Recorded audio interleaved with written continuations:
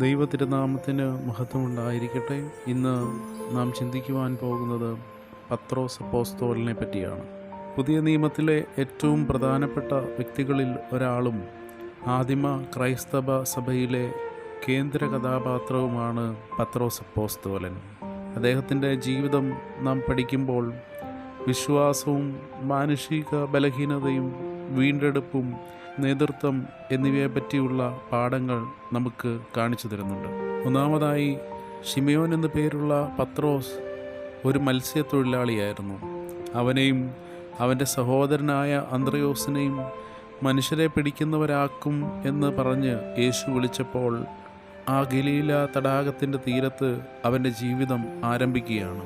യേശുവിനെ അനുഗമിക്കുവാനുള്ള പത്രോസിൻ്റെ പെട്ടെന്നുള്ള പ്രതികരണം ഒരു വലിയ ലക്ഷ്യത്തിനായി എല്ലാം ഉപേക്ഷിക്കുന്ന അവൻ്റെ സന്നദ്ധത കാണിക്കുന്നു. നമ്മുടെ ജീവിതത്തിൽ ദൈവവിളിയോട് പ്രതികരിക്കുവാനുള്ള നമ്മുടെ സന്നദ്ധത എപ്രകാരം ആയിരിക്കണമെന്ന് പത്രോസ് അപ്പോസ്തലൻ്റെ ഈ സംഭവം നമ്മെ പഠിപ്പിക്കുകയാണ്. രണ്ടാമതായി, പത്രോസിൻ്റെ വിശ്വാസം പ്രചോദനാത്മകവും ആപേക്ഷികവുമാണ്. അവിശ്വസനീയമായ വിശ്വാസം പ്രകടിപ്പിച്ചുകൊണ്ട് അവൻ വെള്ളത്തിൻ്റെ മുകളിലൂടെ യേശുവിൻ്റെ അടുത്തേക്ക് നടന്നു.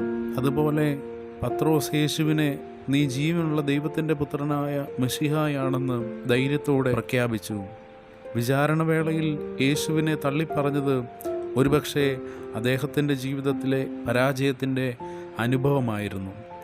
യേശുവിനെ ഒരിക്കലും കൈവിടില്ല എന്ന് നേരത്തെ പ്രഖ്യാപിച്ചിരുന്നെങ്കിലും പത്രോസ് അവനെ അറിയില്ല എന്ന് പറഞ്ഞ് 3 തവണ നിഷേധിച്ചു. ഈ സംഭവം പത്രോസിൻ്റെ മാനുഷിക ബലഹീനതയും ഭയത്തെയും ഉയർത്തിക്കാട്ടുകയാണ്. എന്നാൽ മാനസാന്തരത്തിൻ്റെയും ക്ഷമയുടെയും ശക്തമായ പാഠത്തിന് ഇത് വേദിയൊരുക്കുന്നു. മൂന്നാമതായി, യേശുവിൻ്റെ പുനരുദ്ധാനത്തിന് ശേഷം പത്രോസിൻ്റെ ജീവിതത്തിൽ ഒരു വീണ്ടെടുപ്പിൻ്റെ അഗാധമായ നിമിഷം അനുഭവപ്പെടുകയാണ്. യോഹന്നാൻ്റെ സുവിശേഷം 21-ാം അധ്യായം 15 മുതലുള്ള തിരുവചനത്തിൽ യേശു പത്രോസിനോട് 3 പ്രാവശ്യം ചോദിക്കുന്നുണ്ട്, നീ എന്നെ സ്നേഹിക്കുന്നുണ്ടോ എന്ന്.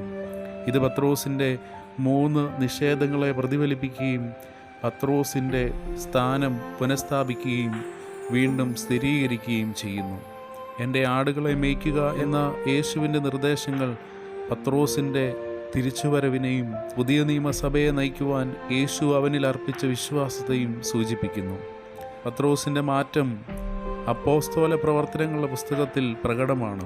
അവൻ ധീരനും ശക്തനുമായ ഒരു അപ്പോസ്തലനായി തീർന്നു.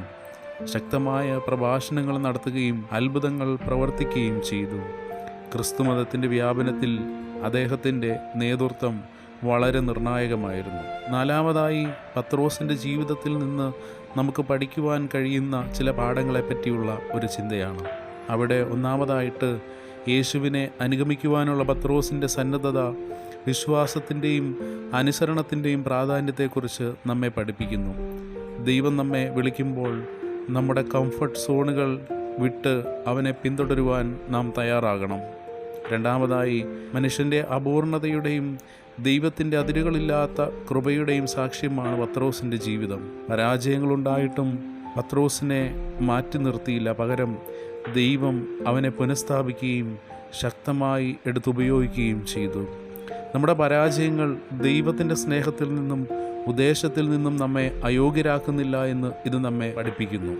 മൂന്നാമതായി, പത്രോസിൻ്റെ നിഷേധവും തുടർന്നുള്ള മാനസാന്തരവും ക്ഷമയുടെ ശക്തിയെ വ്യക്തമാക്കുകയാണ്. നമ്മുടെ തെറ്റുകൾ എത്ര ഗുരുതരമായതാണെങ്കിലും യഥാർത്ഥമായ പശ്ചാത്താപം നമ്മുടെ മുമ്പിൽ ഒരു തിരിച്ചുവരവിൻ്റെ വാതിൽ തുറക്കുന്നു. നാലാമതായി, ഒരു മത്സ്യത്തൊഴിലാളിയിൽ നിന്ന് ഒരു സഭയുടെ അടിസ്ഥാന പാറയാകുവാനുള്ള പത്രോസിൻ്റെ യാത്ര കാണിക്കുന്നത് യഥാർത്ഥ നേതൃത്വം സേവനത്തിലും വിനയത്തിലും വേരൂന്നിയതാണ് എന്നാണ്. അനുകമ്പയോടും സമർപ്പണത്തോടും കൂടെ നയിക്കുവാൻ അവൻ്റെ മാതൃക നമ്മെ വിളിക്കുകയാണ്. പത്രോസ് ക്രിസ്തുവിൻ്റെ വിശ്വസ്തനായ അപ്പോസ്തലനാണ്. തൻ്റെ പൂർണ്ണമായ പദ്ധതികൾ നിറവേറ്റുവാൻ ദൈവം അപൂർണരായ ആളുകളെ ഉപയോഗിക്കുന്നു എന്നതിൻ്റെ ശക്തമായ ഓർമ്മപ്പെടുത്തലാണ് അദ്ദേഹത്തിൻ്റെ ജീവിതം. പത്രോസിൻ്റെ ജീവിതത്തെക്കുറിച്ച് ചിന്തിക്കുമ്പോൾ ക്രിസ്തുവിനെ വിശ്വാസത്തോടെ അനുഗമിക്കുവാനും നമ്മുടെ ബലഹീനതകളിൽ അവൻ്റെ കൃപ സ്വീകരിക്കുവാനും മറ്റുള്ളവരെ സ്നേഹത്തോടും താഴ്മയോടും കൂടെ നയിക്കുവാനും നമുക്ക് പ്രചോദനം നൽകുന്നു. നമുക്കും ലോകത്തിൽ പത്രോസിനെ പോലെ ദൈവത്തെ വഹിക്കുന്ന വാഹകരായി മാറാം.